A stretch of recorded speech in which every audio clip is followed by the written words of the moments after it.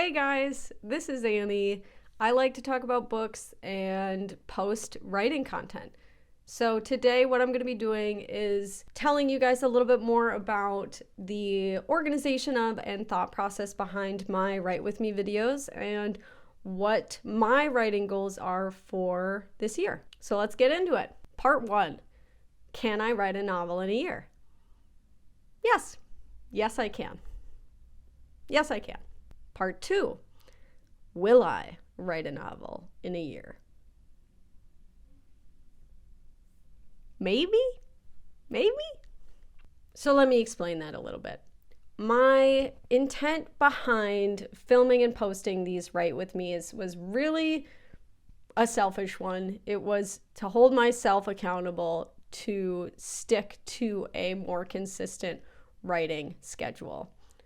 When I graduated college, I really struggled with staying consistent with writing and feeling motivated to write outside of the structure of school that forced me really to be creative. When I did start writing again, before I even started filming the Write With Me videos, there were 3 major mindset shifts that I had to make in order to feel good about writing again. So number 1, I had to be excited about what I was writing about. And this one feels so obvious, I don't even want to say it, but it's one of those things that's so obvious I feel like it gets missed. So a little backstory, I went through the academic writing track in college, and I was planning on going to grad school for writing as well. I know in the majority of academic spaces, the focus is on literary fiction and literary nonfiction and poetry. So literary fiction, I'm sure, has a real definition. The way I understand it is basically it's fiction about the real world. It's about human psychology. It's about the human experience. It features characters and places and people that could exist in our world.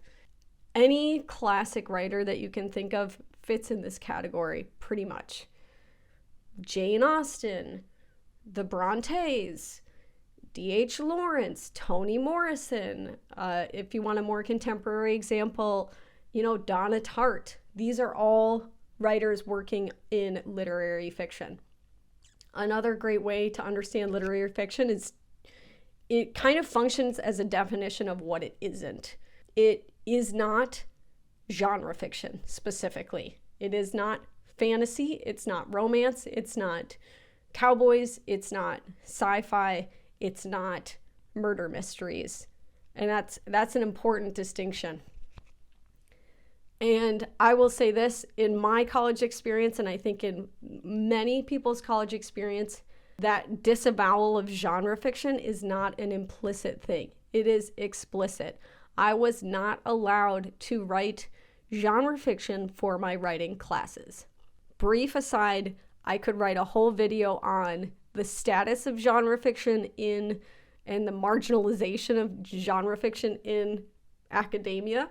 I have a lot of thoughts on it. But what I will say this is I get it. Honestly, if I was a writing professor, you do not want to read. I would not want to read my Twilight meets Buffy the Vampire Slayer meets, Aliens rehash, or, your romance novel. I wouldn't want to read that. And I think many of us who have peer reviewed other people's writings know that there are some things that you just don't want to read.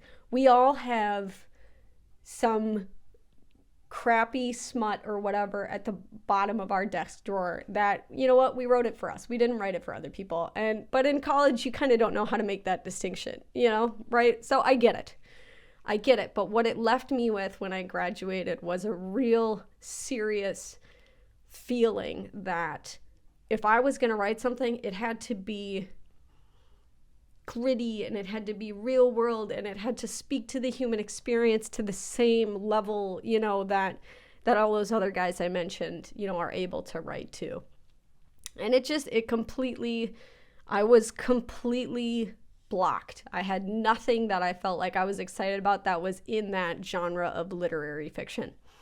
So it took me like 2 years, but I finally gave myself the permission to just write the dorky fantasy stuff that I wasn't able to write in college and that had stuck in my brain and that I kept thinking about and imagining and envisioning this world. And I gave myself permission to do it, and wow, crazy. I was actually excited to write when I was excited about what I was going to write. So that's a big one, big number one. Number 2, I had to lower the bar down to hell. The bar is in hell. I do not have a critical brain right now when I write. I do not edit or revise anything as I'm writing.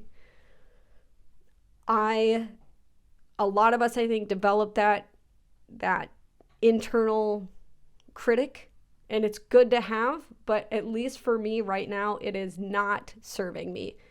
I just write what I want to write. If a scene is boring me, I just leave it. If I write myself into a hole, I just leave it.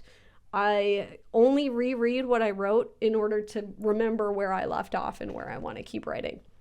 So we have no bar.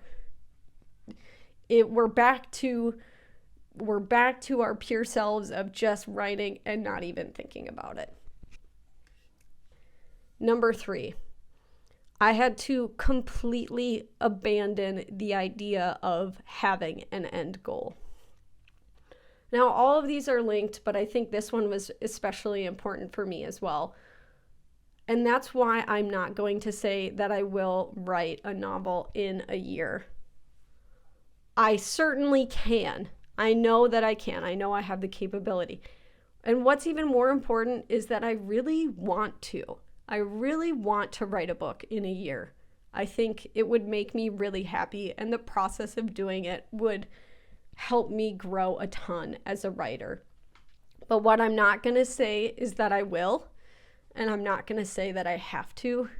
And maybe that distinction seems a little bit arbitrary, but to me it's really important because I lived a lot of my life thinking about timelines and when I was going to accomplish something and becoming published and making, Stephen King levels of money, right? To me, being able to set that part down is really important, because what I needed to do is I needed to get back to a place where the process itself was enjoyable again. And that is something that also is something that I lost, because there were so many different narratives and so many different external pressures that I was putting on myself where I wasn't even enjoying the process anymore, or I wasn't allowing myself to enjoy the process anymore. So what I'm not going to do in this video or any other videos is map out a timeline of word counts and page counts that I'm going to hit every month to hit a certain amount by the end of the year so that I can then go on and, find a literary agent and things like that. Obviously, I have goals of what I want to achieve in my life, but right now my focus is on bringing myself back to the desk and bringing myself back to pen and paper and enjoying the process and reconnecting with that creative part of myself, because she has been shoved down and kicked around by me, really, not by a lot of sort of factors, but ultimately I was the one kicking myself, while I was down. So anyway, all that said, I would love to write a novel in a year. That's what I'm kind of going for. But ultimately what I'm doing is I'm just sitting down and I'm writing, and I'm filming myself so that I stay focused and that I don't get distracted. And it would make me so happy if anybody else got any kind of value out of it and wanted to sit down and work on whatever creative project that they're working on, if it's music or drawing or writing or whatever, want to sit down with me and work with me, because that, I think, really, it truly is the hardest part. And that's why I've just stripped everything away except for fun and enjoyment. because if it's not fun, you're not going to do it. So I might do stuff like put word counts and things in later videos, like a word count tracker, because I think it's super fun and satisfying to see the number go up. But really, other than that, like, I'm not gonna, you know, have any kind of meters or check-ins that are based on that ticky-tacky number stuff, because it's not useful for me. Be excited about what you're writing about. Have no bar, or have whatever bar is useful for you, and leave the rest. And number 3, for me personally, having any kind of hard set goals, it's just not where I am right now. You know, I've got a job, I've got a cat, right? Like, I'm just here for the fun of it. Please let me know if you guys think that this is helpful, if you've experienced similar kinds of things where, you know, it's sort of writer's block, but I think of it even as just like writer's paralysis, where I couldn't even start. So if you guys had any other similar creative struggles that you've worked through, what kind of mindsets have really helped you, I would love to hear about it. This is just the stuff that I've cobbled together, and that has worked for me. And yeah, I'd love to hear about whatever projects, whatever dorky stuff you guys are working on. So thanks so much for watching. I'm really looking forward to continuing to write and continuing to post my progress and, you know, my process for you guys. And yeah, thanks so much for watching, and keep reading and keep writing. Thanks so much. Bye, guys.